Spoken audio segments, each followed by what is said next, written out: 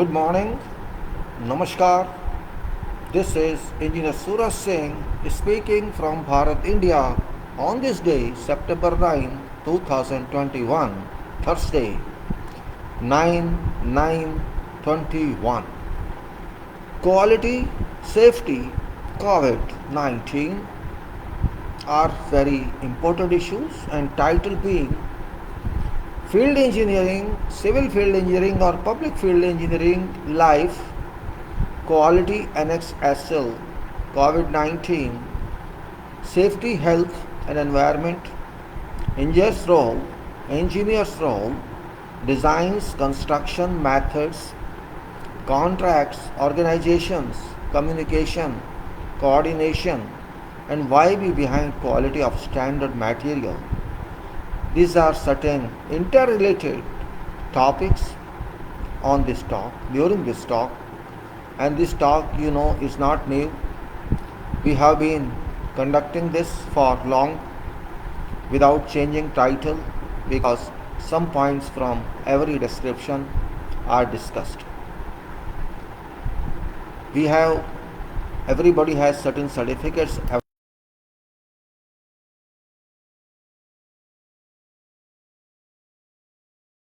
obtained in practical life after doing lot of studies and enough, or you can say more than enough experience earned in field, particularly an engineering field. Experience is very significant, without which I can say with guarantee that no one can be called engineer. It's very important to understand this point. These certificates of course declare publicly that someone is qualified. But for example, this certificate is competency certificate. This certificate is also competency certificate, and this is certain kind of corporate membership certificate. But there are other certificates as well, which are only educational certificate, which just announce that person is academically qualified, academically well educated, but that person has got no experience. And engineering means academical education plus training, if any applies on job, plus experience on job. Real experience, not experience only on roles. Work must be done. So you can say list of those activities, those works, that projects or whatever is added to that educational qualification, and that is called competency. And that person who can do that to whatever.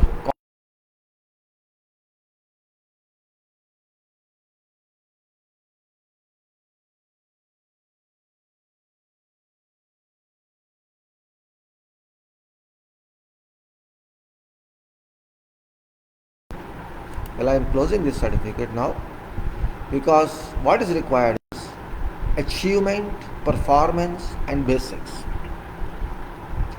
If someone is very well educated, having all degrees, again signals are zero.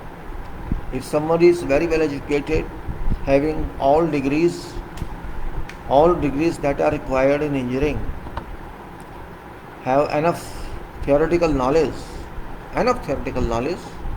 we can call that person, okay, you are very well educated, you can understand theory, you can understand what is engineering, and you can also understand what are subjects of engineering. But important thing is continuation of understanding in work. This means whatever I learn in my engineering course, engineering program, I should apply that at some point of time in my life, and that application should be continuous. I cannot say that I passed my engineering syllabus 10 years back and therefore I am an engineer, while I have done nothing in 10 years. Maybe I am rich, I don't need any work. But even if you don't do anything, you have certificate, that's okay. But that doesn't give any value to you.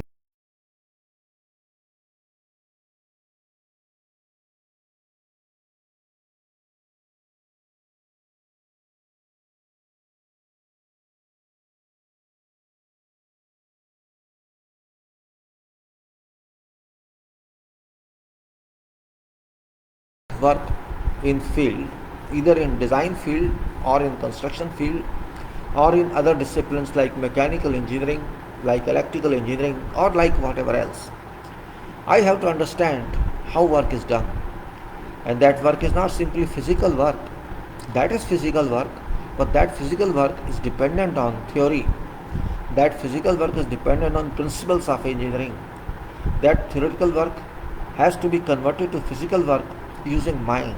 It is not simply what I learned, I have to just apply that. It depends on circumstances, it depends on the scope of work, it depends on requirements, it depends on a specification, and it depends on in which country you are working and what project you are working with. So you can say there are so many parameters attached to our experience. Title is something else. Title can be given and we can achieve that title by our papers, by our CV, but that title should work properly. Command in engineering is not easy until you know both. You have adequate knowledge of theoretical, the subject's knowledge, as well as how to work on site, or we can say how to work on designs, because both are specialized works. Actually, our engineering gives us a door to a world of engineering career. Career is important, but more than career is quality included in that career, safety included in that career. That's why I always stress that safety and health. Safety means in Hindi we call it suraksha. Hadson se suraksha means you should not, first of all, you should protect yourself from accidents on works, because in engineering, in construction, in organizations and manufacturing units, in industrial units, there are chances of involvement with some bad acts, with called accidents, or you can say incidents, and who is impacted upon?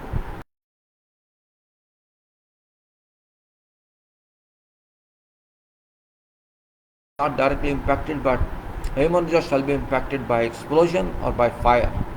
Fire breaks. Generally, on sites where work is done physically, 90% of activities are done physically, and those physical activities can push workers to bad incidents, or to can say accidents, and those accidents can lead to, you can say, minor acts, can lead to major acts, can lead to fatal acts, depending on circumstances, depending on what type of accident it is. If I cannot keep my workers safe, this means I am not safe. You got my point. If I can't keep my workers safe, this means I am not safe. I am not able to protect myself. Because when I have to protect myself, certainly I will think of others. And it is not just to say I shall think, that's my duty, that's my responsibility. If I am a responsible person as an engineer, it is my duty to keep everybody safe, because it's a part of job description, it's a part of responsibility, not only moral,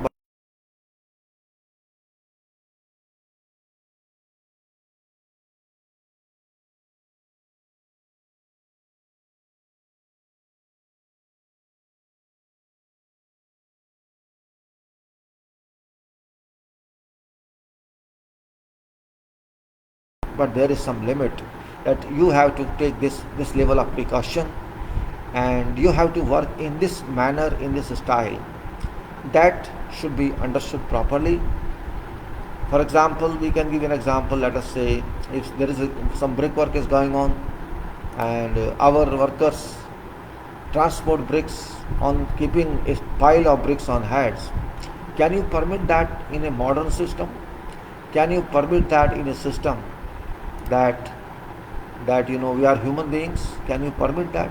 I would not permit that. If it is really construction project, if it's really construction site, because that is against humanity.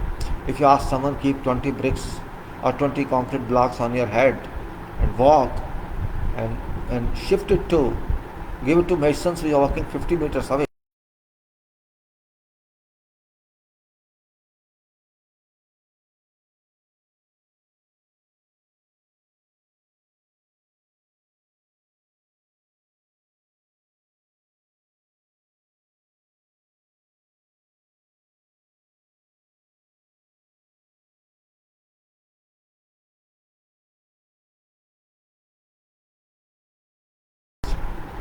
people have to be exposed to bad acts very limited way. Ergonomic science exists. We should know how to use that energy of human being in a legal way and how to keep our works qualitative. This is also a part of quality, that you are not maintaining safety in quality world. Means quality is quality, that's okay, that's of works, quality control, quality requirement, how to achieve quality. But you have to work in safety also qualitatively. You got my point? Means there is a quality factor. That means you don't care quality, you don't care for quality, and you allow that worker to do this act, which is wrong. That's my you can say submission as an argument, that quality plus safety should work together, so that these both becomes part of whatever activity is conducted. It's not simply because every day I explain something. It's a requirement. We cannot run away from this. For example, we can say ignorance. It's not actually ignorance. I should not say it is ignorance. It is carelessness, or it is, you can say, violation. Nowadays, COVID-19 is in power. It has been self-powered, empowered. We cannot say no. Everybody out of 8 billion people, out of 8 billion or 8 billion people, COVID is playing with them, and they have no response to that because of secrecy involved. But whatever it be, we understand what problem it can cause. We understand that if we are infected, we contract COVID-19, either of us, whosoever, that person has to go into problems, that person has to go into isolation, and near about people or neighbors, or you can say who stay with that person, who come in contact with that person, they have to quarantine. This much we know, not more than that. And whatever medicines, whatever, that's, I'm not talking about that, because nothing is guaranteed. These are only propositions. So now we know that COVID-19 can harm us. Everybody knows. I think there is no need to know more. It's enough that COVID-19 can cause problems to everyone in every country. So what should be done in that case? We don't have solution to permanently handle this. It is only trial and error, you can say. We call it stage in engineering, that when you don't have any answer, you don't have any formula, derived formula, then we have to depend on try. We apply something and see result. Then we apply something else and see result. That you can say trial and error. We try something and find how much error comes, what percentage of error comes, do we reach our result or we don't reach our result. So it's like that. We know that you have to take precautionary measure. You have to apply precautions. That's only resortion to that. And that measurement we are not doing. We are not worried about that. I think 95% people in my country, Bharat, India, which I see on roads, particularly where there is no, you can say, good education, there is no good dissemination of knowledge about COVID-19, and administration also least bothers. If very initial requirement is that use your face mask or a cloth or mask that covers your nose and lips or mouth. It's not very big deal. Really, it is very, very small deal. Just use of a mask, wearing a mask. If it can help you to get rid of impact of COVID-19, or you can say infection, I don't think it's big deal. Truly speaking, I don't understand the logic behind that. Why people don't take care of this? Because if something so small can help you, why to be so egoistic that I'm not going to use this? First of all, you are not using that. Okay, fine. You think another way that, okay, you are not worried for yourself, you are not concerned for yourself, but you should be concerned for others. Why are you not concerned for the others? You have no right. So by chance you are infected. Suppose you are infected, you do not know. Or even if you know, you don't use mask, that's crime. I can say it's crime. Yes, if you do not know you have COVID-19 infection, certainly you will infect others. And what right do you have got? Do you have any right to? Do you have right to infect someone else? But you are going to do that knowingly or unknowingly, and it can be called carelessness, careless attitude, or it can be called by ignorance or by lack of information. You do that. I just read one case of news of Vietnamese person, Vietnam, who violated COVID-19 by not wearing masks, and I think that person impacted 8 others. I don't know, 8 it was written. And yesterday I read news that he was he was sentenced, he was awarded a imprisoned sentence for 5 years, because it's a crime. You cannot infect others. This is a universal now, that you means you cause a public act, bad act, that you subject others to crime, subject others to infection, and that's crime. Only it's very easy, means just wear a mask or keep some cloth on your face. What's wrong with that? I don't understand. Some complain that, oh, I can't breathe. This is an excuse. Keep little light. If you can't use mask, use some your handkerchief, bigger size handkerchief, and keep it little loose. The air goes in from below. I don't think your argument is logical. Even if you can't do that, well, I can't answer. It's very easy. It's nothing very difficult. And if you can't do that, by chance you work in construction site, then how shall you handle? If you can't handle a mask, or on sites also you have to wear masks, where wind is too high, velocity of wind 140 kilometer, 100 kilometer, dust storm, or even particles can enter your eye, dust particles. You have to use mask many times, and you have to use mask on many activities where you handle tools or power tools. You do welding work or you do some other act. Maybe you are in an area where you cannot smell, you have to protect yourself. Means there are so many propositions, so many areas where you are subject to such situation, where mask is a must. And if you cannot do that, nobody shall employ you. You shall be employed for work, or you shall be employed just showing your face. That question you should ask. So what I mean to say is, you have to be responsible person, responsible to that extent at least you don't infect others. That's why I'm giving an example of COVID. It's not only COVID, there are so many other examples also. Means maybe you are infected by some other disease, tuberculosis, maybe infected by some other disease which can infect others. So you have to take care. It's no question of that. Ego is there. When I walk on road, I see people look at me sometimes that he is wearing this mask or this handkerchief. They don't wear, maybe they feel shy themselves. Sometimes I see some people who just keep their mask when they look at me. I mean, don't look at me, look at yourself. In my home, some people come, some maid comes, I ask them, use your mask, keep your nose closed. Again they come down. No, because I don't know reason behind that. Is very, very simple. Why we are so, I don't know, arrogant about that?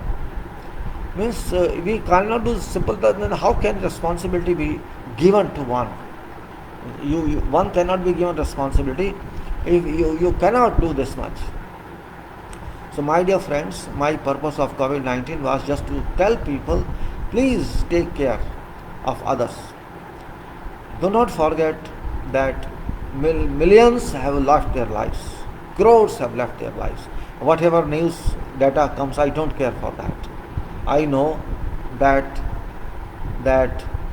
crores have lost their lives. Crores. And many crores have been infected. I don't know exact figures, but situation is telling that it has happened, mishappened. So my dear friends, quality, safety, health, environment, and use of ergonomics. And if we do not follow these, we do not respect quality, we do not respect safety, and we do not respect health of others, and we just abuse energy Means whatever you do shall not be valued, because if that product does not have quality and it has resulted in accidents, then your work is useless. Gunavatta we call in Hindi, quality means Gunavatta, and safety means you have to keep yourself safe from possible accidents. Hadson se suraksha. And ergonomics, which can be translated as Shakti Upyog, I don't know what is exact translation. And if you don't have quality, whatever you do, sab bekar. Gunavatta bina sab karam bekar. I'm just trying to show every day something. I'm not saying you are not quality person. Maybe you are a very good quality person. Maybe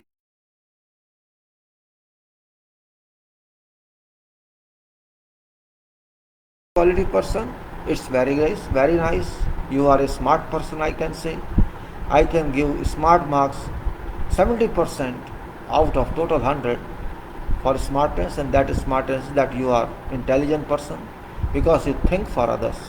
In addition to thinking for work, you think for quality, you think for safety, health and environment, and you think for how other people should use their energy best or optimum level of energy for doing something.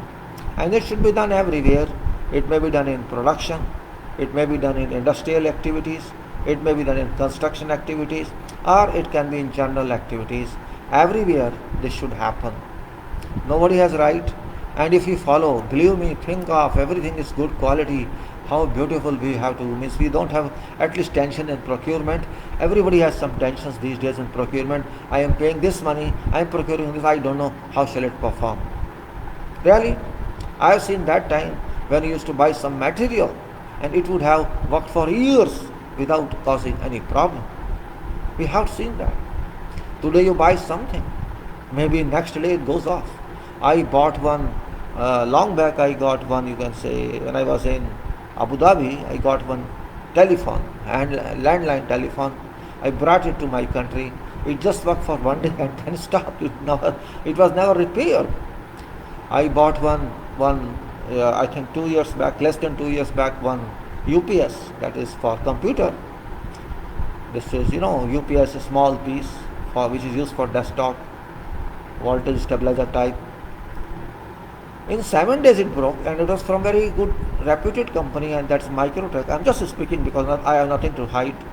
I just bought two mouses from HP when I'm in Faridabad. I got it was delivered from Gurgaon. I got delivery of 2 mouses, optical mouses. One worked when I tried, other did not work. Means what's that?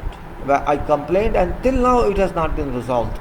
They talk nonsense, those people, if you write to them. They don't respect customers. They say we are quality certified, but I said they are quality rubbish, I can say.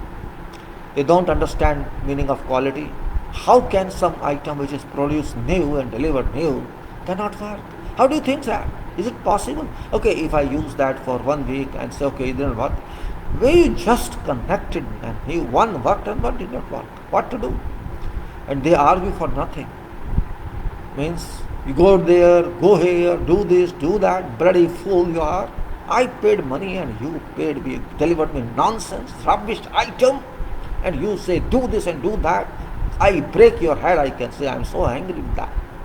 Though I am not going to break head, but your anguish, level of anguish, because I spend money and money goes waste.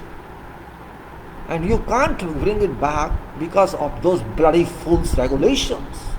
I call them bloody fools. Those stupid people, irresponsible people. They don't care for customer, and this customer satisfaction is our motto, is our prime policy. That is prime policy. You harass your customers? Well, sorry for that, but facts are facts. Every day we deal with ergonomics, that is Shakti Upyog. Whatever energy you have, how you have to consume that energy, how you have to use that energy. It's very important part of life. Ergonomics is a science. I'm just defining my way. Ergonomics is a science that tells everyone about how to use available energies for doing work activities in best possible manner. so that worker is least impacted upon by adverse actions. We have energies, means whatever be meaning of ergonomics, what I understand is you should work in a way, you should ask somebody to work in a way that least impact goes to that worker, and that worker should be protected from impact of accidents. You have to instruct in that way. Maybe that worker wants to do something else. No, you say, no, please don't do this way, do this way. This is best way. You won't be tired, and if you are tired, you will be tired only to least levels. Your energy shall not be wasted, because there are so many issues. Heat is there, cold is there, you can say freezing is there, highest temperature is there. In every situation, every way you have to work. Sometimes you have to work physically, sometimes you have to use machine, sometimes you have to do something else. Wherever it is,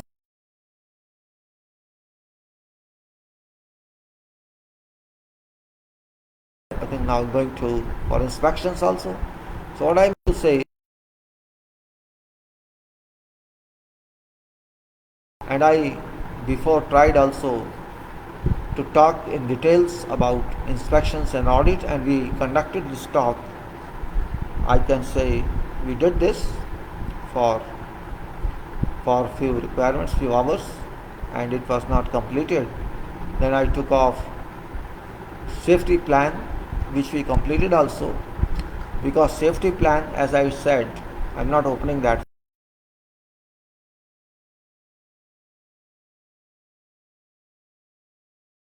Safety plan, and in this we talked of inspection issues, we talked of whatever in safety administration, in health and welfare, in emergency procedures, in access and egress working place equipment, excavations, electrical systems, compressed gases, and hand and power tools, working heights, environmental conditions assessment, then housekeeping, specialist activities, line management, and we then saw a form, that's action plan, which then we went to monitoring and surveillance program, and that is, there are so many considerations, so many points in that as well. For example, level 1's management audit, in which we said that there are so many points.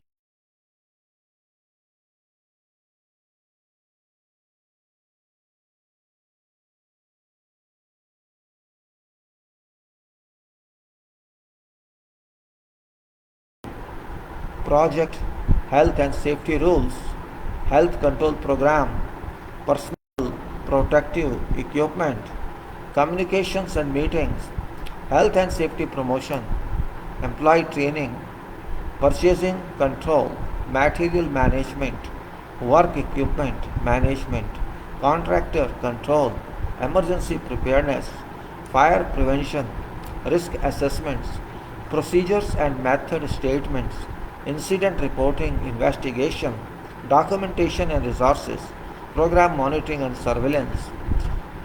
These are few. It's not and actually it's not and only some directions, you can say, some directed points these are, and there can be more and more depending on our levels, our requirements, and you can say seriousness. In this we say leadership and administration. Yes, leadership is leadership and administration is administration. What sort of control we want from leadership? In safety issues, it is, we are talking safety, though it's everything. First of all, leader should understand what is leadership. That is first point. It's not simply that I have this post, I have this position, title, and I am boss. Yes, your boss is indeed true. But boss should be number one responsible. That is first point. Those who think I am boss, you just serve me, I am sitting, then you are not leader. You have to lead and administer as well. Leader, everybody can be a leader. Everybody is in fact a leader, to be very frank. Everybody should be a leader and is a leader if you think you are a leader. Nobody can stop you from leading if you can lead. If one can lead, no one can stop that person from leading, because it is proactive. It's proactive job. It's proactive requirement that you can lead. I like it. If you can lead, lead. But lead within requirements, and that is called administration. If you can lead to your requirement, to your capacity, and it suits work, it suits activity, whatever you are going to do, and it is responsible work, it's responsible leadership, it progresses in itself, it benefits that activity, it benefits that environment, it benefits that all workers. And cost wise, I can't say costless because safety doesn't cost a lot, but work cost is important. So I'm talking of safety, so we have to limit to safety only, though it's everything we can do. So leadership role is very important. It doesn't mean that you stand on site and lead. No, it's not necessary. You have to think that way. We have to facilitate everybody. If something is really required, you have to provide that in time. It's not that after accident you are going to do some help. No, that's not required. That help is different. Preventive means protective measures, you can say loss prevention you have to take care of, and that's leadership. You have to think that you are working, not that person. You have to think that way. That person should be in your mind. You should think that I am working, that person is not working. If you think that way, you will keep yourself safe. You are responsible for whole project as far as safety is concerned. You are responsible for good health of everybody. You are responsible for safety of every worker, every staff, and you are first of all responsible for yourself. Then you can administer what is required. Administration is unclear everywhere. It's you, how do you perform? There is no principle for this. Best activity is that you have to think for every act. If that leadership quality you have, first you lead yourself. You decide yourself what is your job description. Nobody will tell you everything when you are a leader. And no one can tell you everything. You have to think yourself. And that thinking is very important.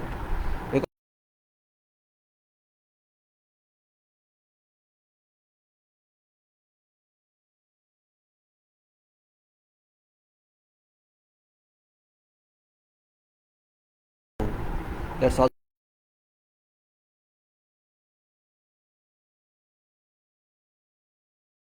Which is really very, very important, which is unlimited, and which is an only way to chart out problems, to chart out solutions.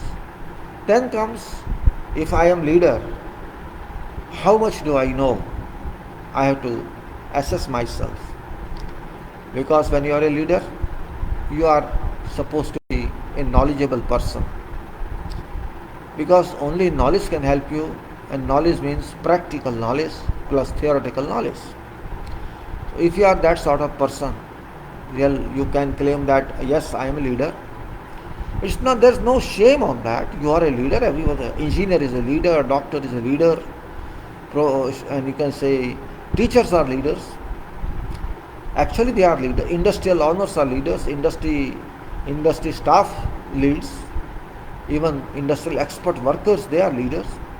I can say leadership has no definition. It is your own. We can say, okay, you are a good leader. You are a project manager. You are a leader. Of course, you are leading others. And before leading others, you are leading yourself. You have to. If you cannot do your own leading, you cannot be called that you are a leader. Meaning of management is actually, I understand that you have to move yourself first. Proactive leadership is required, then active leadership is required.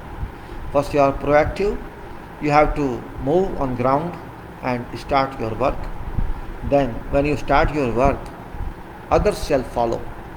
Means they shall be sub-leaders for you. You are number one leader or good leader, and you have number one responsibility. You must also think that you cannot say, oh, I am not responsible because that person was available on site.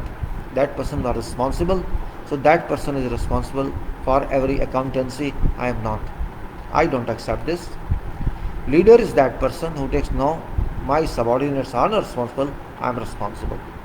That is real leadership. Because you are leading others. Yes, those who lead you, that is different. I am not talking of that. Then they are leaders. They have to lead you. But when you are absolutely responsible for work, it is your duty to make sure that your leadership qualities, your leadership commands work, go to work, not wasted.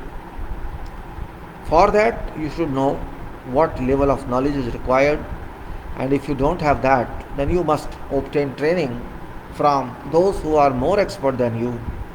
Generally, if you understand problem, maybe you have not solved that previously, but if that problem is understood, I am sure there should be no issue in solving whatever.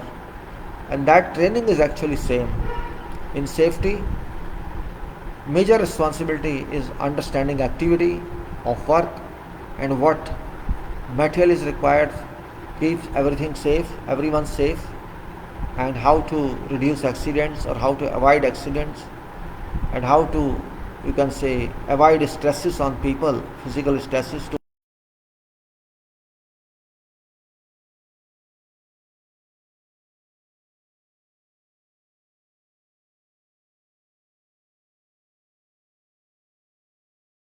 procure material, you have to procure whatever device to keep people safe, activity safe, and save time as well. Because if you meet accidents, you have to lose time. First of all, psychology of people is impacted, and then you have to handle that post accident, which expense you have to meet, you have to spend, and time, and of course, psychology of people that this manager, this leader did not care. If had this manager, had this leader provided this material and installed that, accident would have been avoided. That kind of situation you have to foreview, you have to view, you have to see, you have to analyze and do that. And for that, if training is required,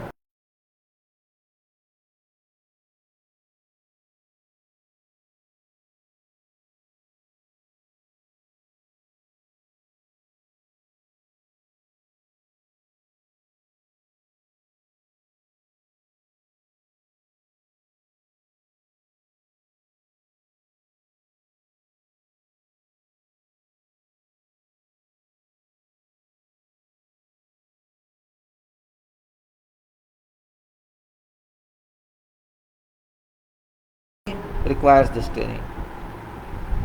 Project health and safety rules. Yes, rules are rules. These are decided acts based on possibilities of acts, possibilities of incidents, because it is project health and safety rules, health of project and health of people.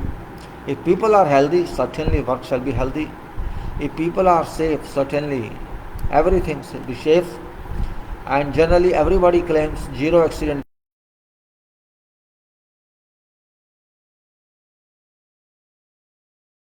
Hundreds of workers, those who work on sites, and they work 10 hours a day, and they work for years together.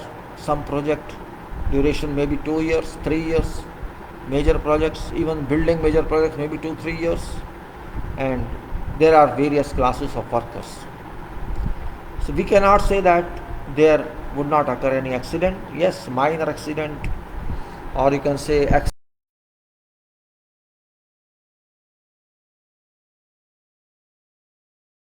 abuse of tools or by carelessness. Yes, fatal accidents are really very, very critical where you face losing life. That is not really welcome. It's very bad because a work person is employed not to lose in life but to give delivery of works. So we have to keep this in mind that project health is good when you are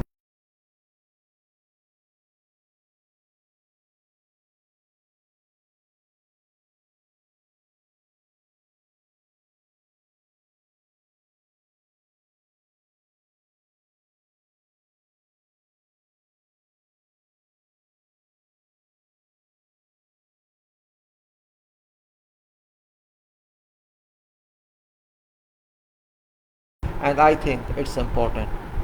So project health and safety rules are very important. Those are derived one. Those are based on activities. Those are based on experiences of everybody. And your health is important. That if your project is healthy, that it works very fast. It moves fast. There's no problem in providing materials. Management or organization doesn't tighten its hands to release required devices, required materials, whatever, from safety viewpoint, from health viewpoint, from environment viewpoint, so that your eyes, your nose, your ears, your mouth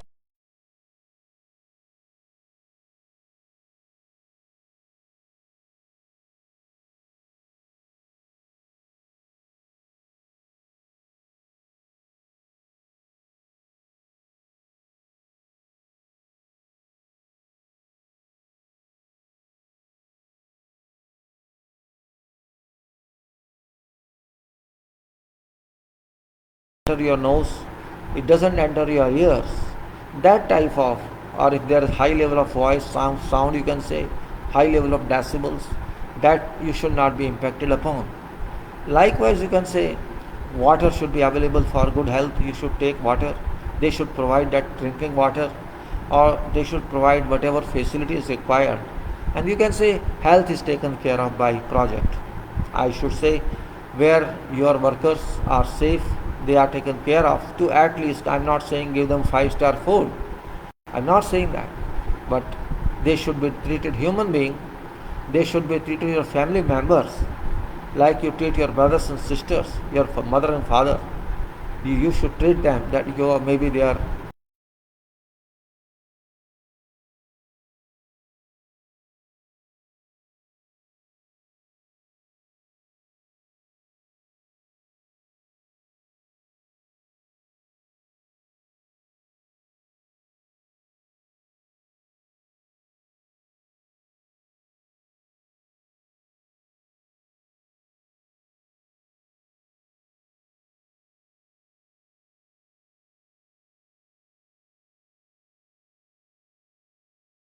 had some incidents which I should avoid. Just like I take care of my mother, father, I take care of my siblings, and I take care of those who stay around me. Then those also stay around me, say more than your family members, because maybe your family members stay with you only for 4 or 5 hours, except sleeping time. And these people, these workers stay with you for 10 hours a day. So who has more relative hours? Who has more relative hours? These workers have more relations to you because they stay with you for 10 hours or 12 hours a day. And you are required to take their care, and that's very important point. So project is healthy when your people are healthy, you are healthy, your thoughts are healthy, and you are fresh, and your rules are okay. These are your rules, no problem to me. As far as these rules work, then you can say health control program. Health control. Health control is same as safety control. If you are safe, you have good environment to work, you remain happy for working, you don't consider that work is burden on you, because first of all you are paid for that. So it cannot be burden. Yes, it can be boring, I understand, but you should not feel it's boring, because you have to be healthy first of all, and health is also wealth. Don't forget this. Wealth is there, okay, wealth is for health, not health is for wealth. Your health is very important. Your wealth cannot buy health. Your wealth cannot buy health, but health can procure wealth. Like that. If you have wealth, you can say, I'll go to that hospital, that you can say. I'll get treatment in that hospital. Or I'll go to that country for my treatment. That much you can say. But there is no guarantee that you will be treated. If you are healthy, that requirement doesn't rise. That requirement doesn't rise, Oh, I am healthy. Well, there should be no pride in that also. You are healthy, it's your right to be healthy. It's your body, you are a member of family, you are a member of society, and I want members to be healthy so that you feel happy, you live happy. So what are programs for that? One should be healthy.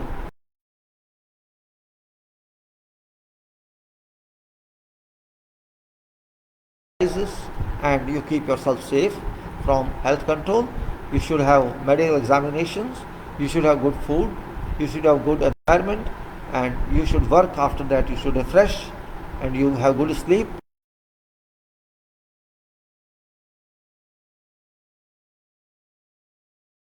mental job, it depends. Everywhere it's different requirement.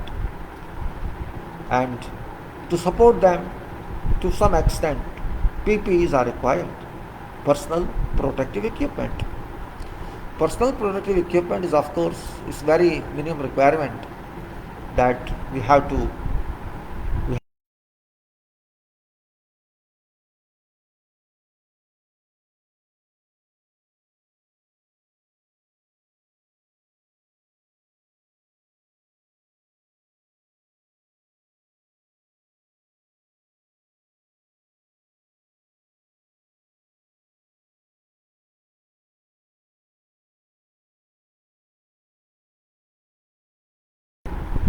safety shoes you use, harness you use, likewise whatever you use for whatever activity or no activity. When you are on site, even if there is no activity, you have to use hard hat, you have to use safety shoe, you have to use your mask. Means it depends. So it's very simple, to be very frank, but very important. Personal protective equipment. It's like when you drive a car, you use seat belt.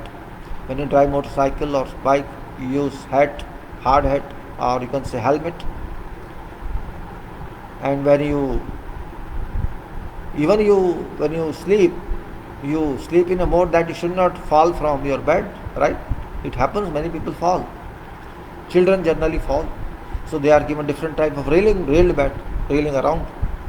So what I mean to say, it's kind of very simple arrangement, but thinkable, and which is generally ignored.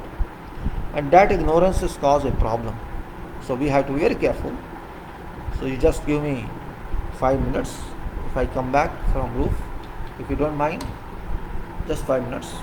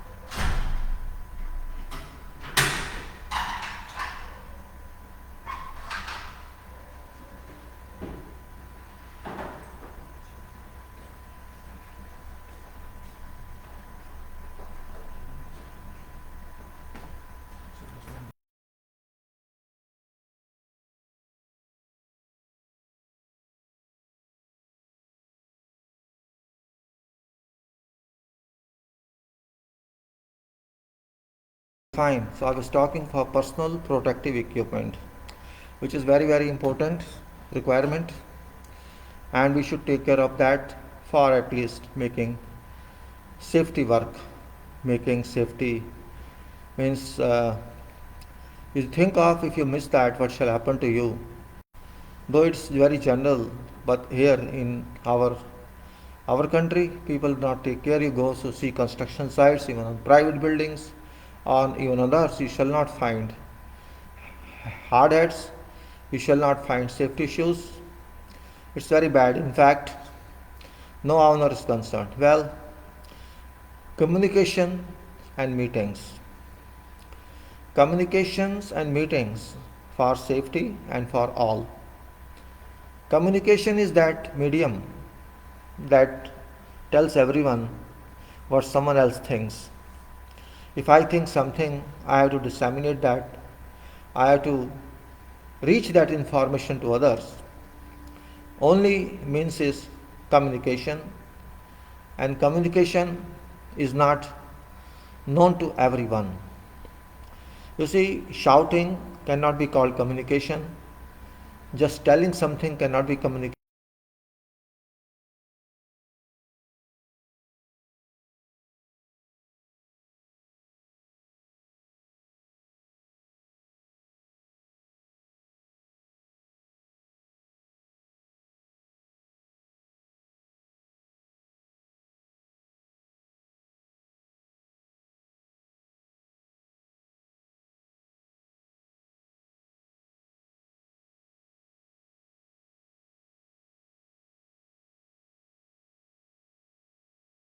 Because long writing doesn't work. It works to some extent somewhere in method statements. But in communications and coordination and communication are different actually. Communication is a medium, while coordination is a kind of procedure. It's a kind of technique, you can say. Coordination is a kind of complicated technique to make issues easy, make issues simple. Coordination means is done among those peoples who are equal. Communication is done with everybody. And communication means everybody should understand what you want to write or what you want to say. And it is done in meetings. It's very important because in meetings it is done. It's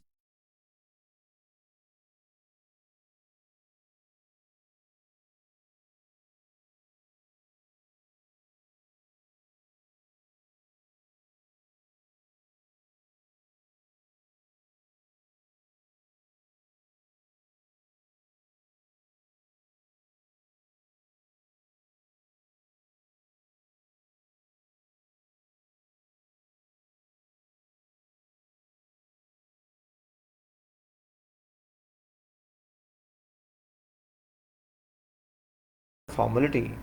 This is a requirement. It can be done by videos. You can have videos if it's permissible, or you can have some programs which is done, and it should tell everybody what is status of safety on site. And it varies from time to time. It varies from site to site. It varies from requirement to requirement. And meetings are conducted. These meetings can be communicated in office. These meetings can be done, become convened in site. These meetings can be communicated with people also directly. We can call people in some off times for 10-15 minutes, half an hour, and discuss with them. Of course, you have to pay them over time or something, otherwise, those people shall mind. It's very, very minor issue, or you should give some other incentive to them. Health and safety promotion. Safety and health, we say it should be promoted. Yes, it should be promoted. That is true. Promotion is what? Promotion means just to inculcate factors in minds of those workers that they feel secured, they feel safe for their future. I mean, future of work means they should be given a surety that we are there to help you, we are responsible for your safety, we are responsible for your health. Until we are here, you shall not be subject to any problem.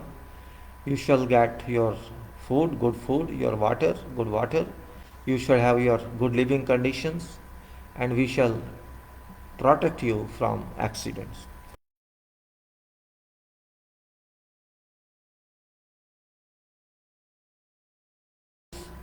Right of everybody, as I said, including leaders to followers. Health should be preserved. Of course, there are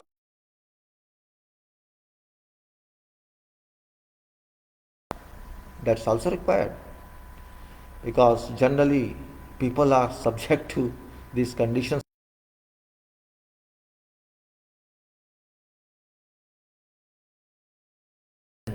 Habit is habit. If you got some bad habit, it will be bad forever and it will impact your health as well as your financial conditions. So, health promotion means we have to take care of these issues also, that people should not be subject to alcohol, they should not be subject to other hardships, and they should not fight, they should not involve in their scufflings, and they should be taught, they should be trained how to keep safe, how to conduct with others on job.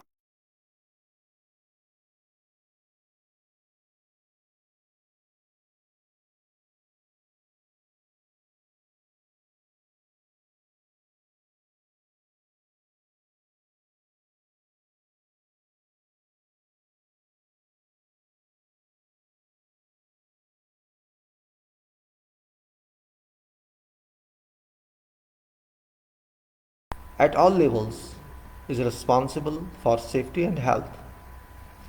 There are regulations that have to be complied with, and more regulations can be included to maintain safety and health.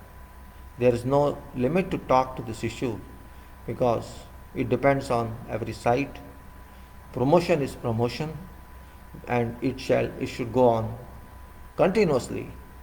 Just like we say, continuous professional development, continuous quality improvement.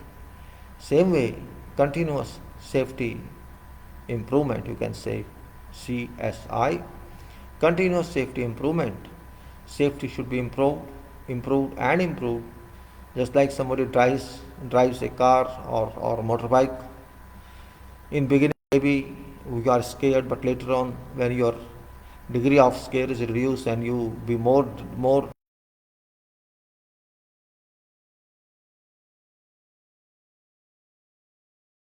start, you can say, to become careless or not to worry about road, not to worry about tunneling effect, not to worry about speed. Maybe you are driving 120 kilometers an hour and you feel only it is this 60.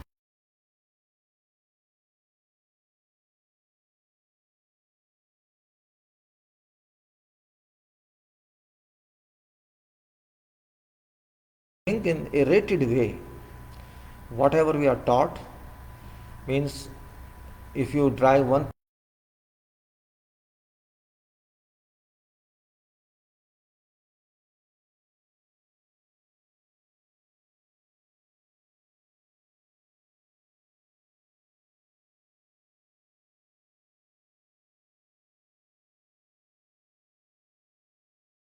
in expediting.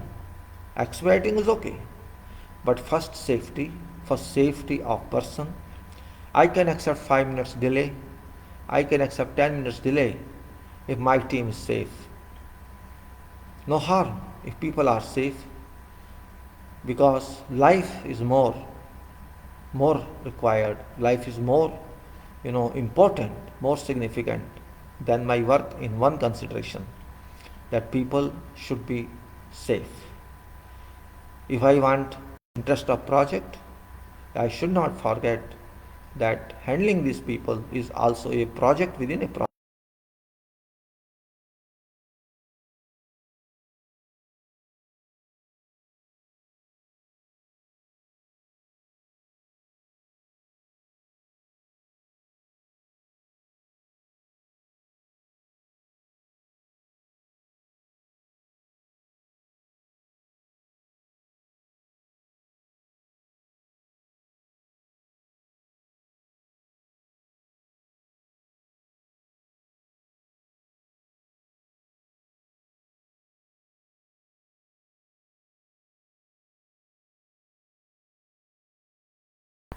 Not only legal right, not only professional right, but also I don't have any moral right to do as such.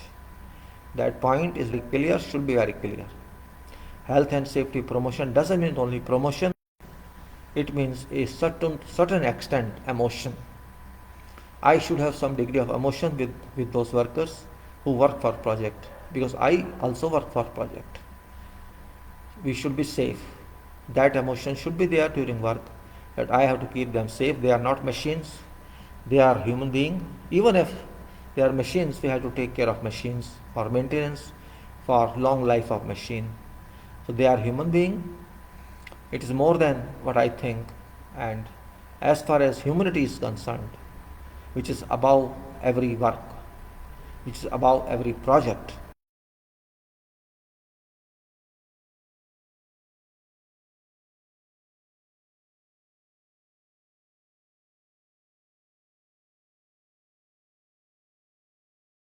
that they are human beings and they abuse their power against them.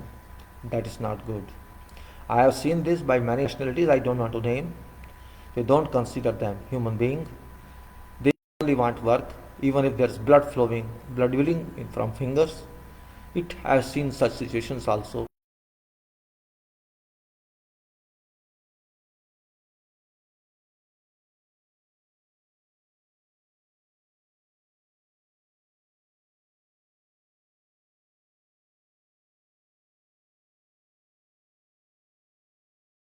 Even your owner, your contractor, or your client is of course employee of someone, consumer, customer to whom that material, that product shall be sold.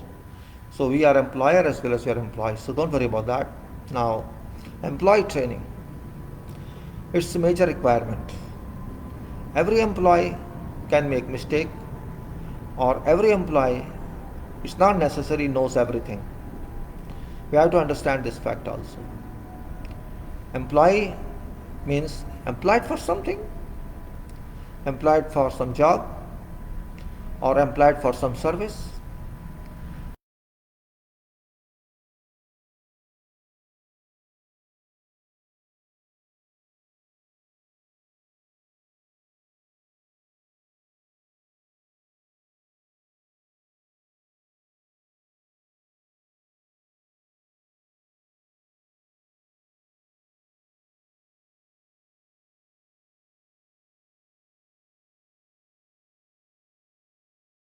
The profession starts. And that profession is not like academics, that 5 years, 6 years, 7 years, 8 years. It goes up to unlimited times, say 40 years, 50 years. In some cases, I've seen people having 40 years experience. I've seen people having 50 years experience, 15 years experience, 20 years experience. Do you think of if you can learn in 5 years or 3 years in your university, and that too working limited number of hours? How many hours do you go to and study there? 5 hours, 6 hours? When I was in diploma syllabus, it was 8 to 5, I remember, 8 to 4, something like that, about 8 hours. And during that, some workshops and some. So you can say that that training was very preliminary.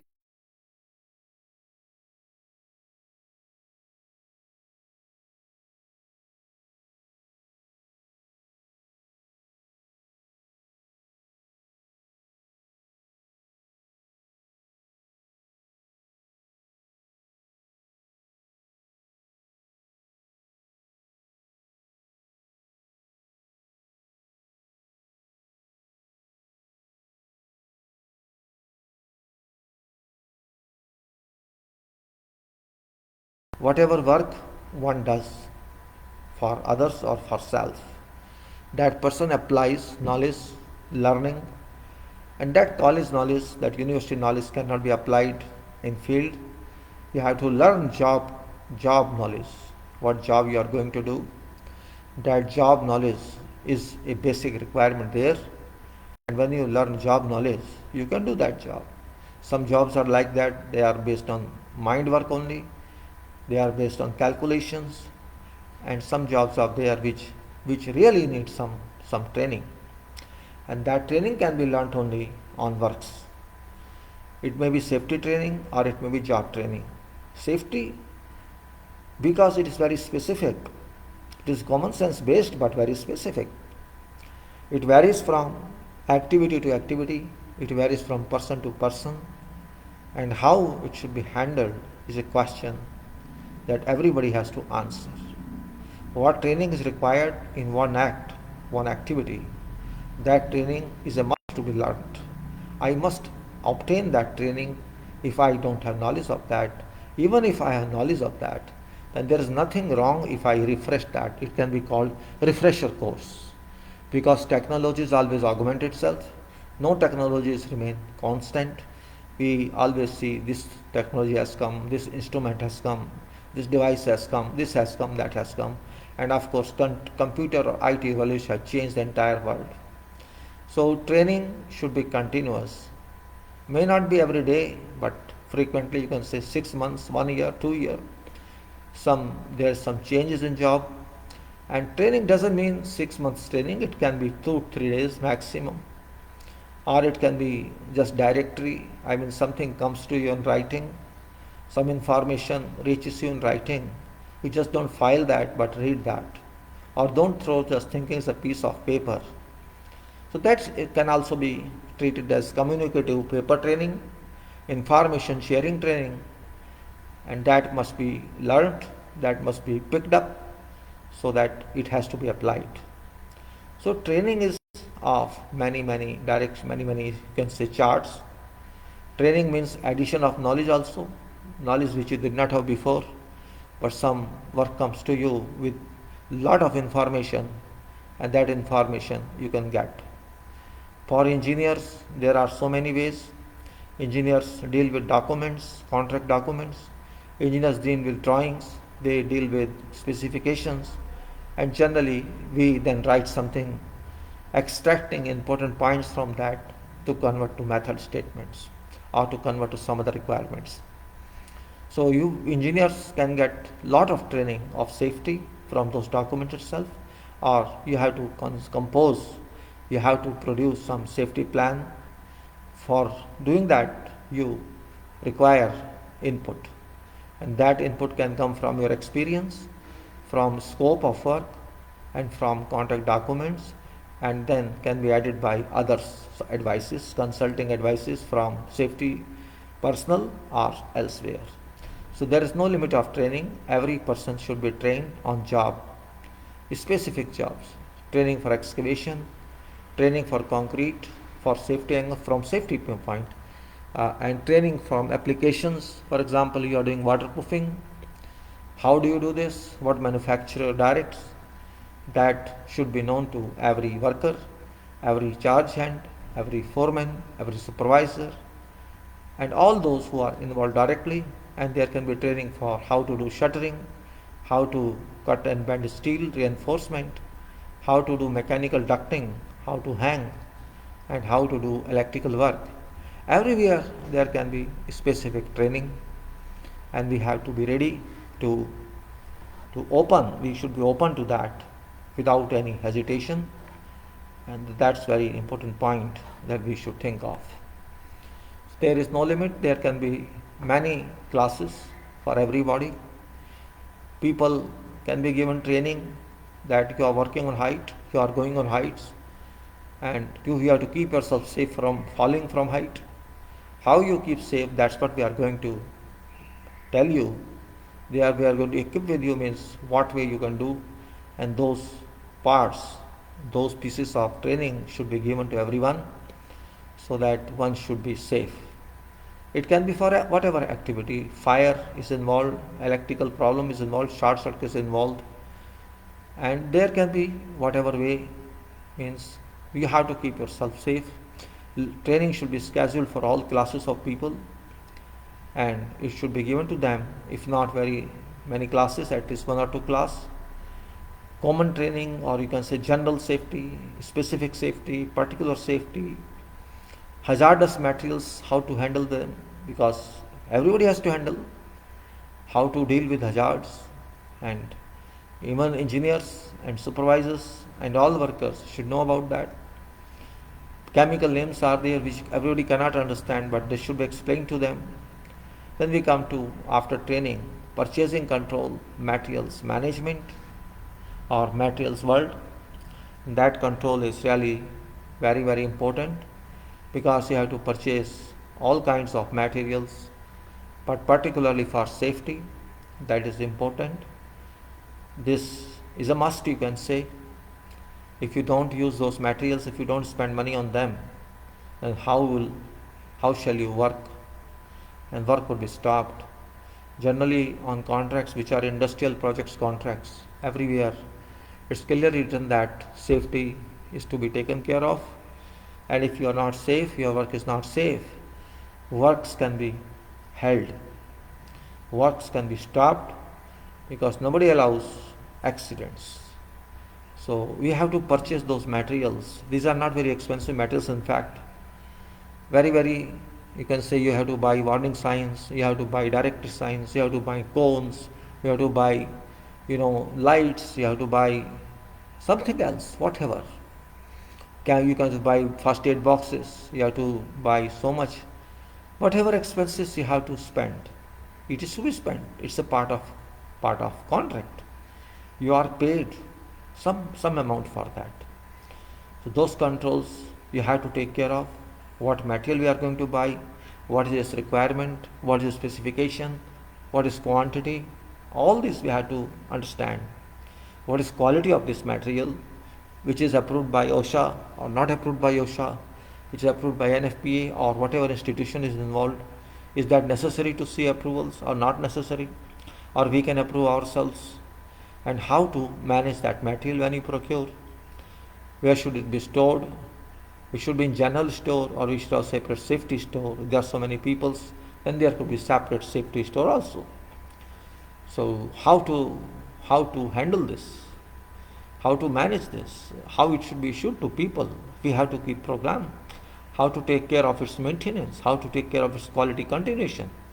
And when materials have been so old that which is written off, we have to write off.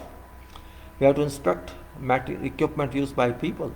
Are these suitable? These are adequate or not? Likewise, you can say there can be a total control on that. It looks very wide and wide speak, but when you do it practically, it doesn't consume any time. It's very easy. Explanation may be long, but its effect is not long. Then you can say work equipment management, as I said. Again I said works, equipment, material. What is work equipment? Machines are equipment. Tools are equipment, smaller of course. And then whatever equipment we use for work. You use machines, heavy machines.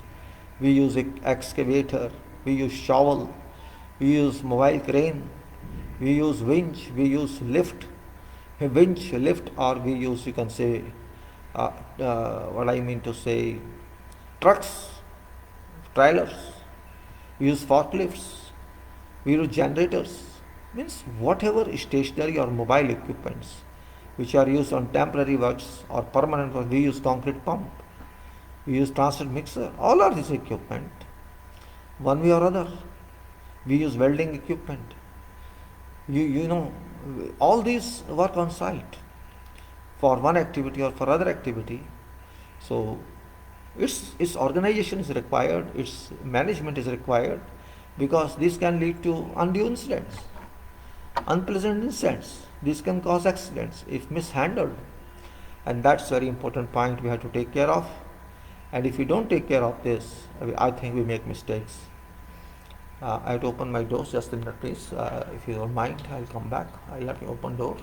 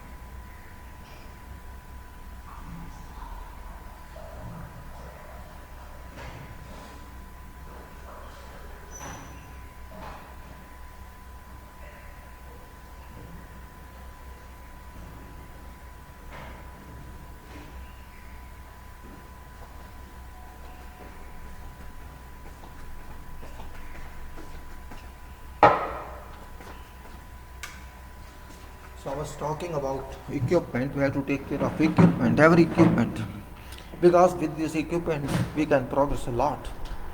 This equipment can replace 400 workers, 300 workers, 200 workers one blow.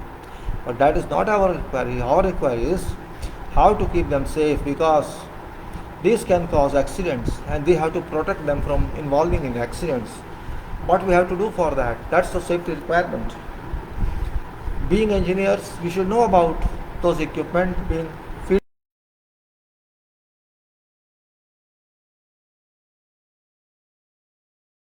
benefit us, because we draw benefits from those equipment. We must take care of those equipments. Excavator, for example, is a very big machine, which is sometimes more than 300 HP. Can be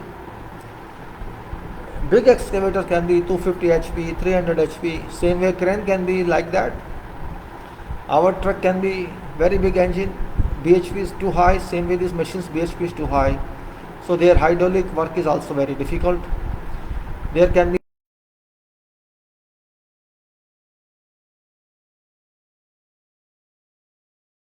very good care by mechanical people or by those who are experts in its care, in their care, because this equipment can change scene of project. It's not simply progress is achieved by this, but maintenance is also required. We have to understand productivity. For example, if suppose excavator is broken, I can't work on excavation. There is no way. Either I have to repair it immediately, and if it cannot be repaired, then we have to get another one on hire. Means whatever you do, you have to expedite progress. If this excavator is involved in accident, then it causes big problem. It can fall into trench, though it should not be. But you can say we have to take care of its management. We have to keep them updated. We have to maintain properly at frequent intervals. We have to keep them safe. We have to understand that every equipment should be operated by competent person. A person who has been trained for this and who has required license for that. That person should have patience. There should be no race in this case. Proper oiling is done, proper cleaning is done, proper maintenance is done, and proper guessing should be done how to use it. You cannot sleep during use, you cannot be careless, and you have to take every safety issue there. You cannot leave it running while you are not in seat. You cannot allow others to sit on this.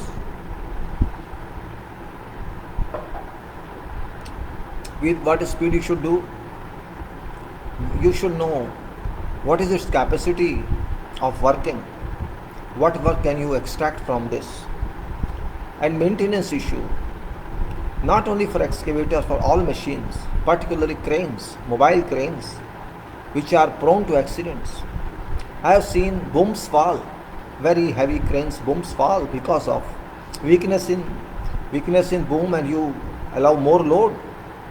You allow more load in the stair, bending moment is too high. You know that bending moment? Load where you hang at that point, that load is multiplied from crane operator. That distance is called bending moment. That bending moment is too high if you compare its resistance with. So you can say it's not safe. Your load is at end. Telescopic boom is too long. It's open, and you raise heavier load, which creates a state that your boom is not safe, your machine is not safe. Your machine can be overturned, or your boom.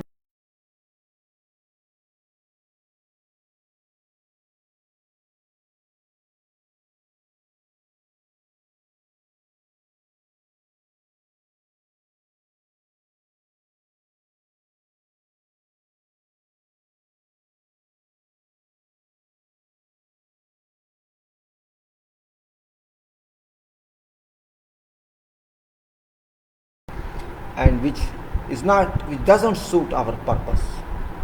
Same way, it's not crane alone. It's sometimes you use crawler mounted crane, sometimes you use tire mounted crane. Crawler mounted crane is a little safer than tire mounted crane.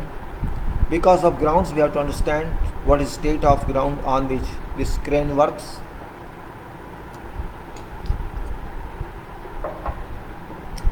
We have to assess the strength of or capacity of that ground that we are going to run this machine on. We cannot avoid that.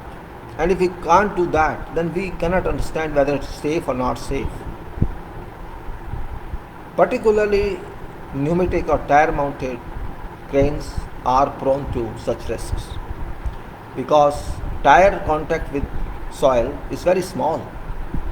Tire contact with soil is very small.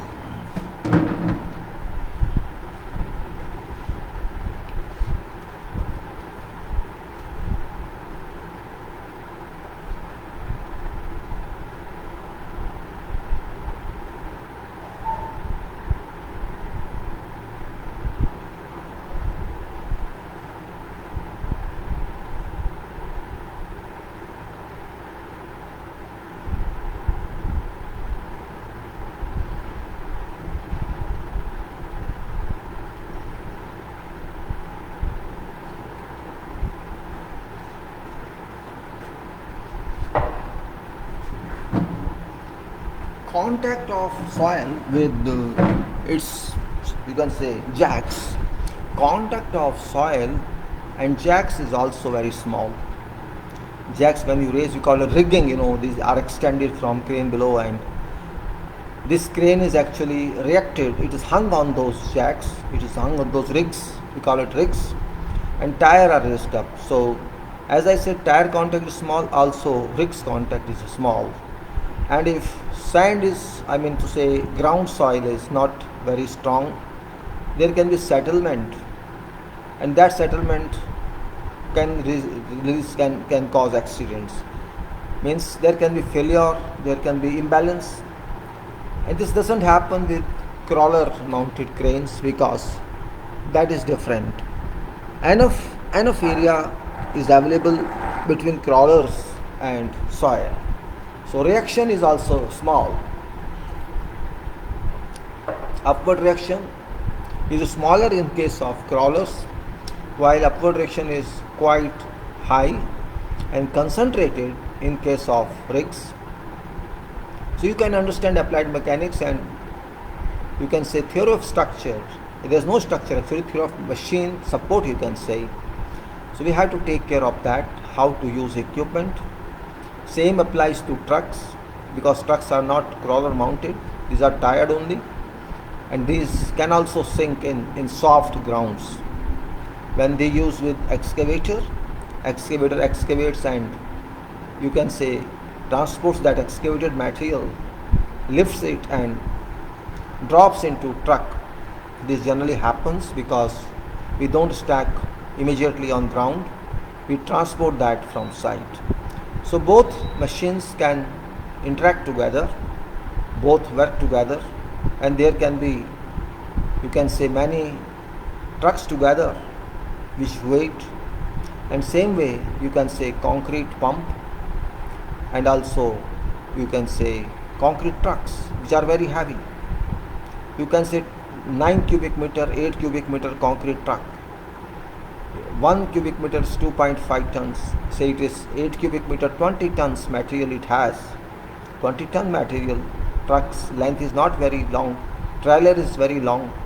So trailer can take whatever load, but truck, concrete truck or transit mixer we call it, is very small.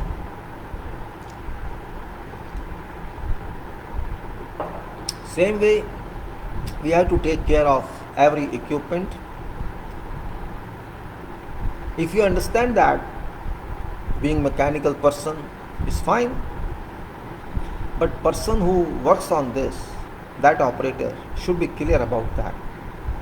That operator, if does not have information, should request its in charge, please give me that information because I need that. I want to or you get clearance from that responsible officer, responsible mechanical engineer, that this machine is safe in this activity. So this is some brief I have told you. It doesn't mean that it's limited only to this one. There are so many other considerations which can be taken care of, which can be discussed. No problem, here it's okay. Now we come to contractor control. Contractor,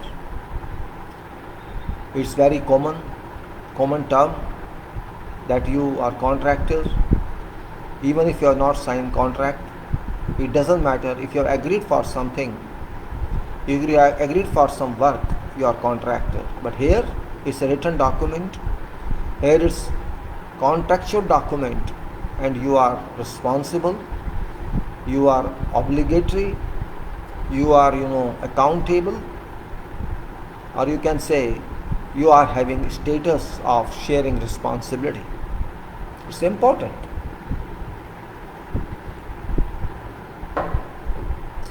Being contractor, you have responsibility. As I said, EPC contractor or construction contractor, you have got total responsibility of safety. Though you have total responsibility of project, at least you are total responsible for safety, and that care you must take. All these safeties, not only worker safety, it is equipment safety, worker safety, it is, you can say, quality, and it is all other safeties where you have indemnified employer. It is the responsibility of contractor to indemnify employer from all these acts. I mean to say, from all adverse impacts related to these acts. You are responsible for that on behalf of owner, because you are paid for that, and you have indemnified owner that everything should happen to me because I am paid for this work.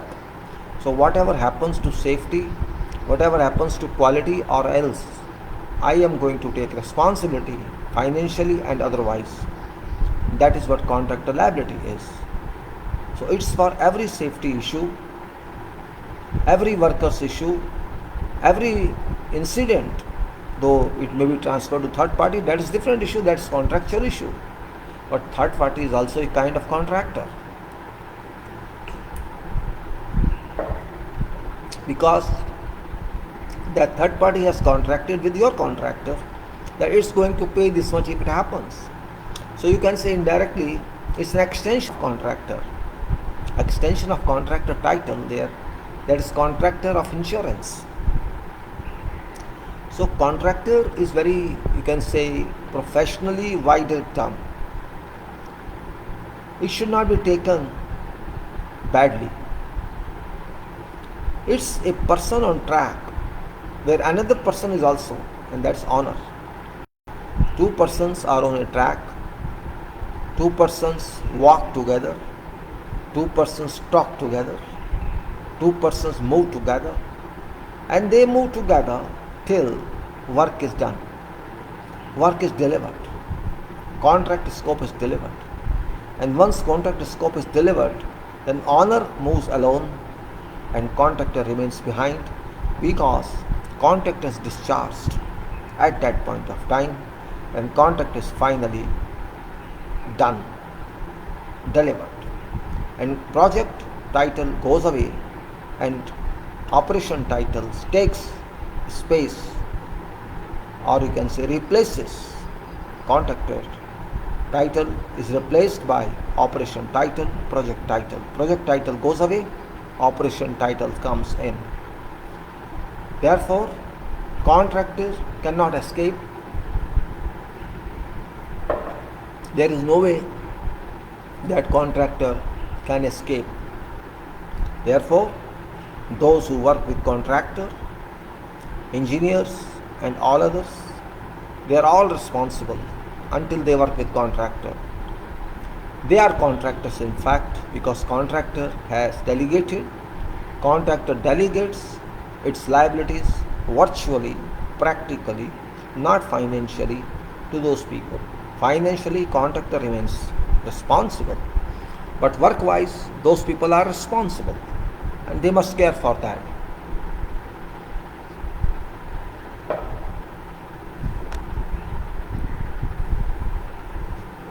Then comes emergency preparedness,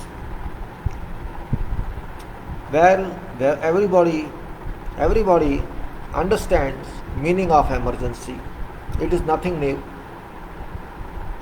We say emergency. Why we say emergency? There should be some reason. Emergency means unknown. You can say you may say, what I should say, hazard it is actually. If you know it is going to happen, we can plan for that. We know it's going to happen certainly for sure. So we can plan in advance and we can understand that risk, and that risk won't emerge.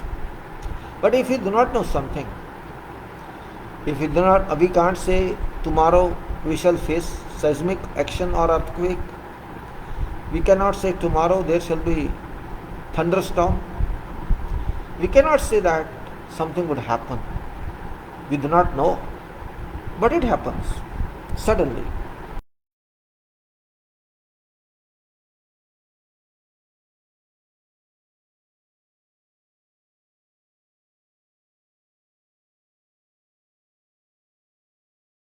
Call that a kind of hazard. It was not expected, but it happened, and that is, you can say, a level, that is a state. You can say, okay, this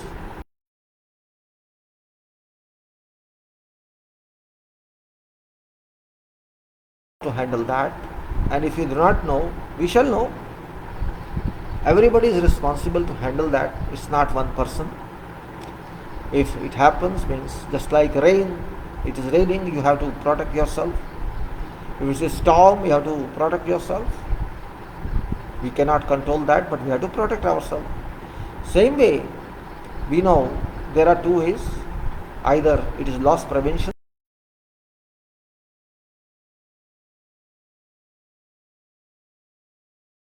suppressed, has to be handled. If our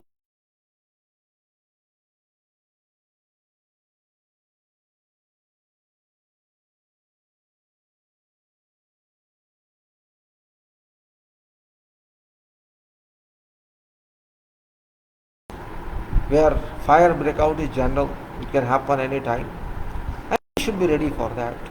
How to control that, how to suppress that fire. And also everywhere it can happen. Accidents on the road, it can happen. Accident on sides, it can happen. You say everywhere something can happen. There can be bad shutters for work, and that can collapse. There can be some crane fall. Whatever you can say, every situation is emergent. And people are available there to look after that. And if they are not available, we have to call them. We have to call fire brigade, or we have to call emergency disaster team to handle. Everywhere we have to be ready for that.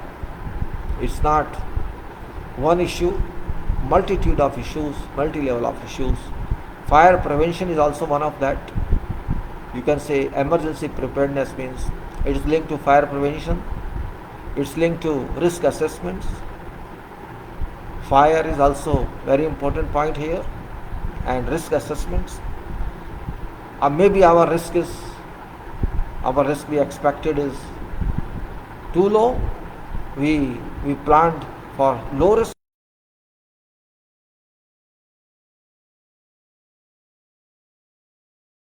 assessment. We have to do for that before we can act into that level, before we enter into that situation.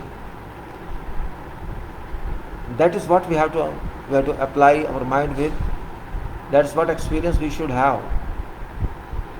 That is what experience we should have. And if we don't have that experience, this means we lack something somewhere.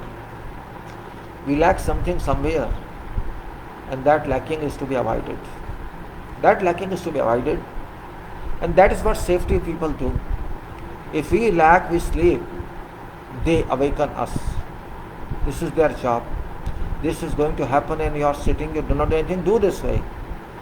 They direct us, or we can request them to direct us, or if no direction is required, then we can direct ourselves.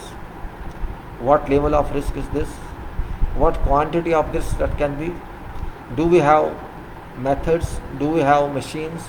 Or do we have procedures to handle that? If fire is expected, do we have enough fire extinguishers with us? Or do we have enough area that we can ask people escape and collect there, assemble there? Do we have enough vehicles to run out of sight if something happens as such? This is what risk assessment says. This is what does. Are we ready immediately to act when such fire breaks or such risks happen? Can we put up our electrical points? Can we put up generator? Likewise, whatever is required, can we put off lifts? Means we have to think that way, that minimum losses occur. So emergency preparedness is very much professional work, and we cannot avoid that. And emergency preparedness, in which are fire, collapse of something, collapse of machine, because every such risk can lead to casualties, can lead to fatal accidents. And if you can minimize them to zero, well, that's wonderful. But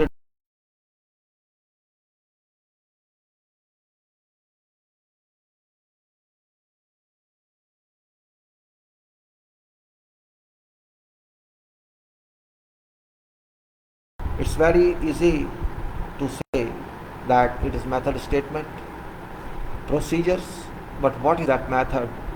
First we have to know that. And if we do not know that method, how can we state that? Contents. It's kind of specialized act.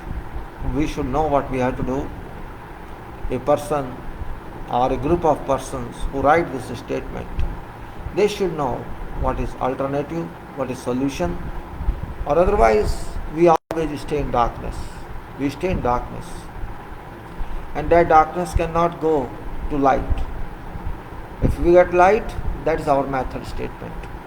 Procedures we have to do to handle those negative safety arrangements. They should be converted to safe arrangements, positive arrangements. In those methods, these are not technical directly, because these are emergent methods, means we have to take care of our people during that emergency, and what we should do, how we should do, what is scope of this statement. There can be many statements, and that statements can be part of gross statement also, activity statement also, or that can be separate special statement. Generally on method statements we write for works, we include safety element into that. That also can work. It's not necessary you write safely, certainly, because if you write many statements and give to someone, that person shall be confused. This is construction statement, this is safety statement, this is quality statement, this is means controls statement. We don't want to confuse some. It's also better that we incorporate safety statements, quality statements into or with general construction, general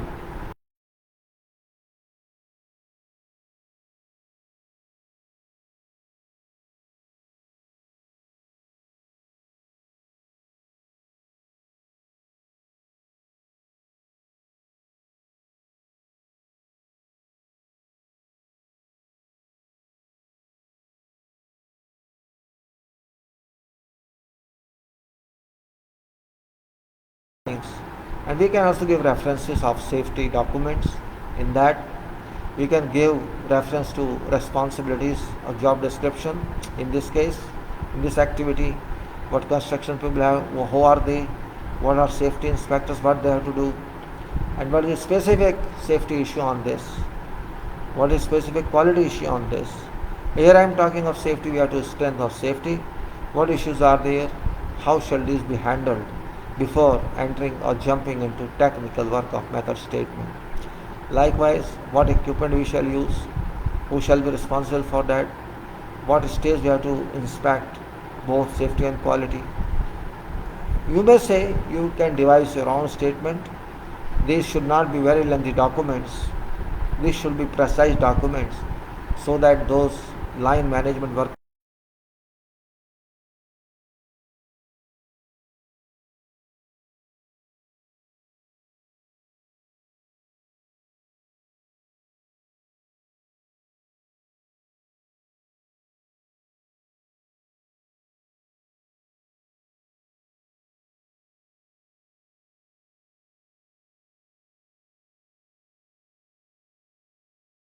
measures which are given on that statement, at what stage what should be done. If that is enough, it would solve purpose. You can say a summarized knowledge should be given to them. A summarized explanation should be given to them by engineers, by managers, that you have to take this much care, because they cannot read statements, and even if they read by the way, they want to be able to remember. You have to tell them every time, you do like this now, because concentration of their attention goes to workers. Concentration of their attention goes to materials. They care for that intensity, with high intensity, than reading papers. So don't worry about that. It is job. Method statement is a guide for them and guide for you, because it's your own guide. It's your own outlook, what way you want to do that job. It's your own design. Nobody can interfere in that. You can modify that, of course, with approval of everyone. It's not simple because I am saying I am modifying this. That's not way of doing on that. Method statements are not, you can say, solid documents. These are documents that are going to be used for practical work. So these should have flexibility. This should be written in a way that one has experienced or one has done before. Or if one has not done before, one has to consult with construction people, with quality people, with safety people, and those who are engineering people, because they know what is required on this job, specification wise. And if you can understand that yourself, being a technical person, I think that will be much better, because I have done that kind of work. I know how it's done. So do not challenge specifications, do not challenge safety methods, do not challenge quality methods, but try to amalgamate them, because you have to use those all information for work. It may be safety information, construction specification, or it may be quality information. Whatever is given in documents, maybe it is not relevant, leave that aside at that time, but find out that information which complies with the requirement and which can do this job, which can help do this job. And that method statement is a document for that work, and it's approved one. It cannot be used unapproved.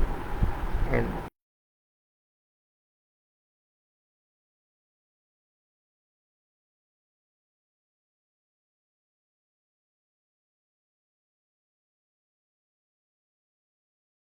when I say produce, means it's approved by all parties, contracting party and contracting party, in contact with quality people, safety people, and also with engineer party, who are also same.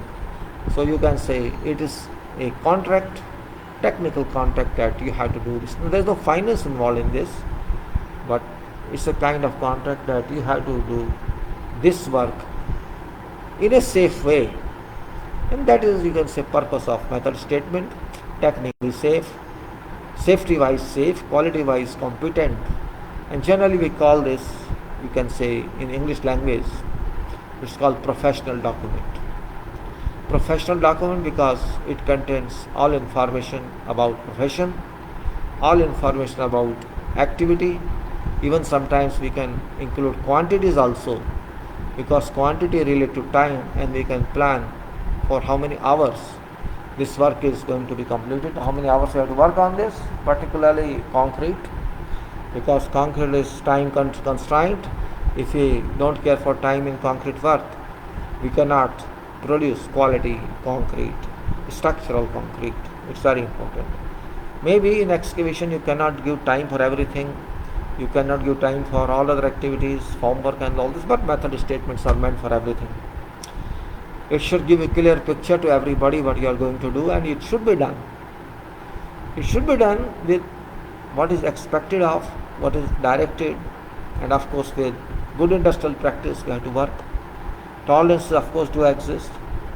So we can say procedures and method statements are our work parts. You can say it is activity part, though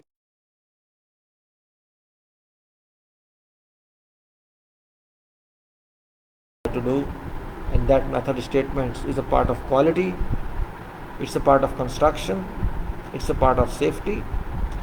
It imports parts from all, so that it is total professional document for activity or for group of activities, and we therefore should have thorough knowledge about that activity, which can be reflected into method statements.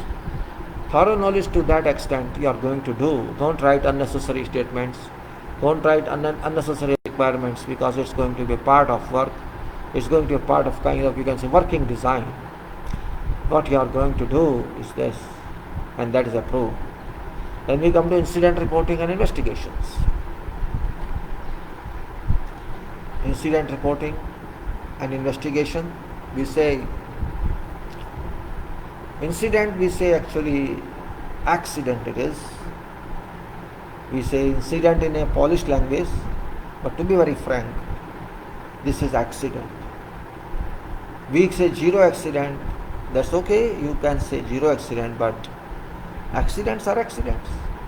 Minor accident, middle accident, you can say major accidents. Accidents are accidents.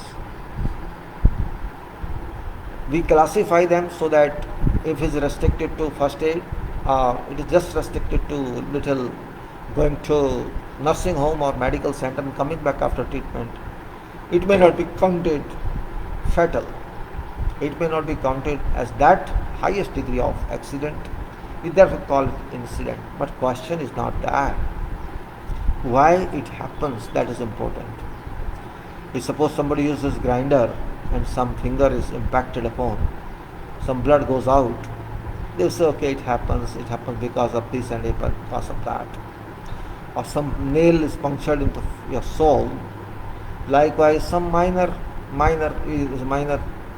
losses happen. What I say, why should it happen? It happened, then we have to report it. If somebody has got punctured nail into sole, certainly for 3 days that person won't be on job. You will lose salary of that person, though you have to pay, but you are going to lose output that person would have done. That's, if say 2-3% people, 1% or 2% people are impacted by incidents, you lose their output. So we have to conduct investigation about accident. At least for our knowledge, if we are not going to report them, we should know why it happened. Yes, major accidents, of course, you have to report, there is no way. And it happens, you have to report. Why to worry about that? After we are going to work, we are working. It happens because of work. Of course, it is due to negligence, it is due to ignorance, from which lessons can be learned. Nobody did it intentionally. Maybe it is lack of experience of operator, it may be lack of experience of worker, it may be lack of experience of engineer, or whatever you can say, lack of availability of some material. Whatever happens, after all, somebody is suffering. Somebody suffers. It can be engineer also. That suffering should not be allowed, and we have to investigate everything, every case, and we have to report if it is reportable. It's not for purpose of insurance claim, but for purpose of our future correction. Means every day we can learn lessons, technical lessons, non-technical lessons, or you can say safety lessons, quality lessons that we have to learn. And those lessons are very important, we have to learn, in fact. So this is also that lesson we have to learn, and that is safety. We have to see how did it happen and how could we not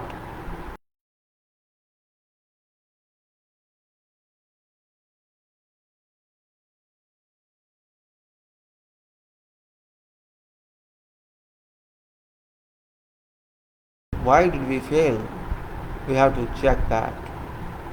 And that is important point. We have to check that. That is, you can say, requirement of investigation. And if we check that thoroughly and we find some conclusion, we reach some conclusion which should be a part of lessons learned. There should be reasons for that. How could it happen? How did it happen? There was no step to avoid it, and in future we have to instruct that we should take that care. That's the important point. And then we can say documentation and resources, which is basics, foundation of every information. That documentation is very important. If we don't document, of course we have contract documents, that's one part. Then we should have documents of all other follow-ups.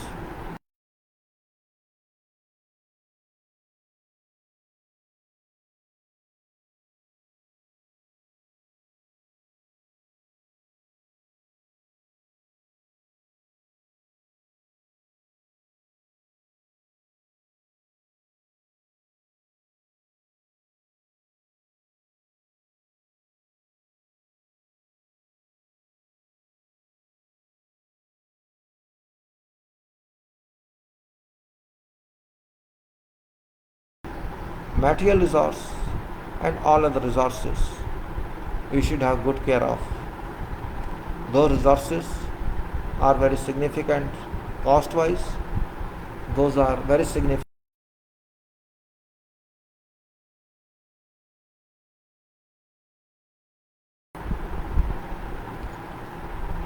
We have to use those resources for good of project.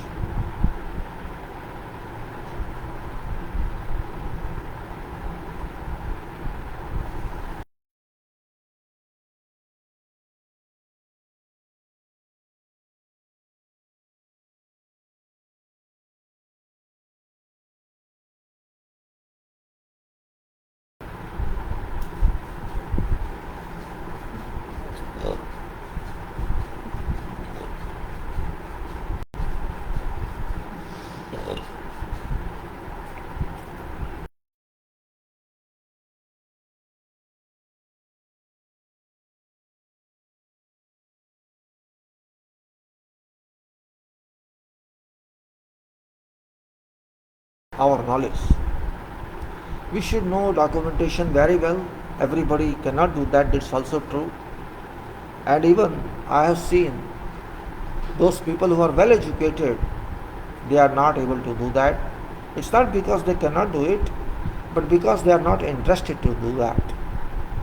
But at some time, at some point in life,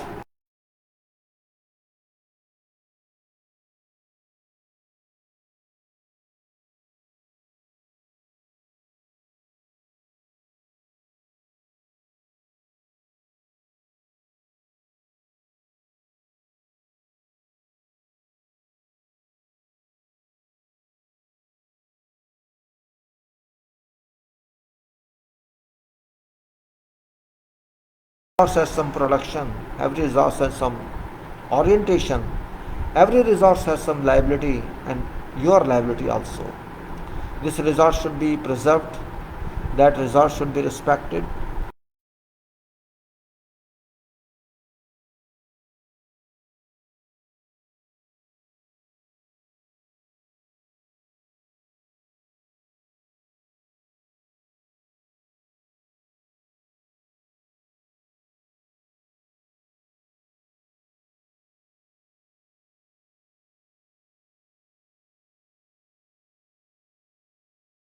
We can say documentation is very important point that becomes a part of history, and history tells you what was done on this project.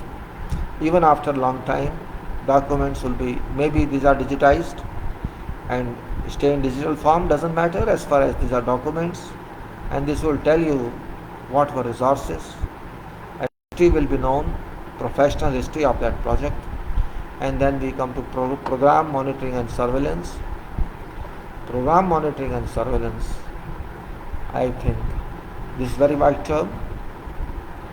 You have to know what is schedule of that, how it's going to work, how can you control it, how can you control in a way that it was planned in a way, it should move in that way.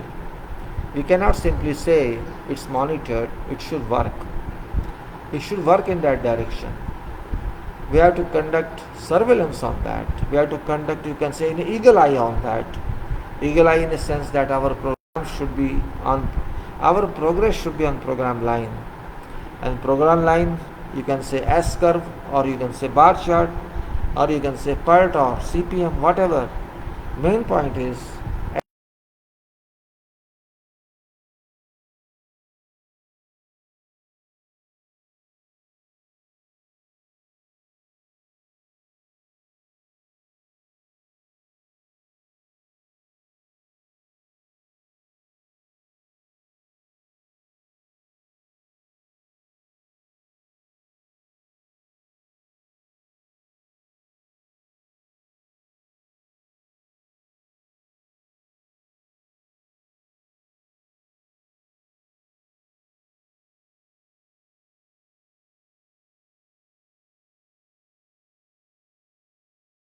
percentage in program. I'm not saying that you should be advanced.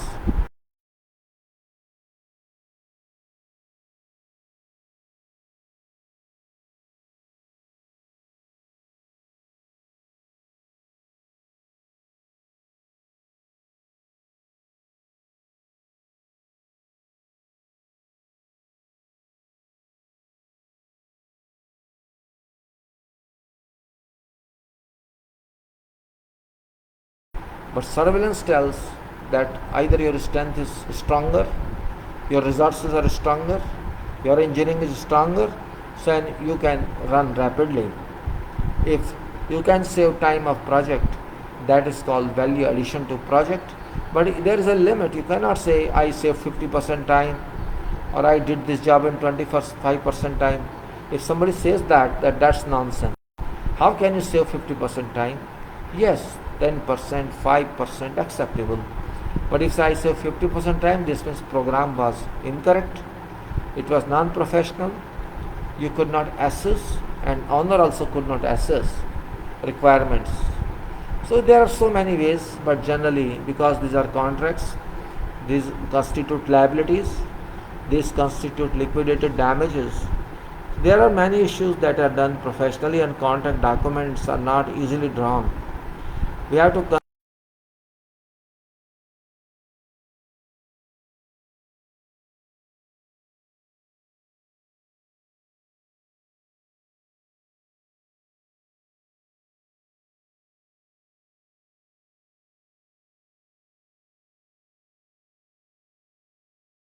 professional and experienced engineer can assess time given for this project is short or long. Very easily one can understand, and if you think time is short and you have no power to extend this,